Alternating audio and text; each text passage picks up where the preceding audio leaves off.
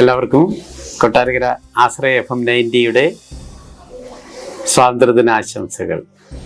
കഴിഞ്ഞ 77 വർഷമായി നാം എല്ലാവരും സ്വാതന്ത്ര്യത്തിൻ്റെ ശുദ്ധവായു ശ്വസിക്കുന്നവരാണ്. അത് എന്നും നിലനിർത്തി പോരേണ്ടതുണ്ട്. നമ്മുടെ നാടിനെ അസ്ഥിരതപ്പെടുത്തുവാൻ ഒരു ഭീകരശക്തിയെയും ചിദ്രശക്തിയെയും അനുവദിച്ചുകൂടാ.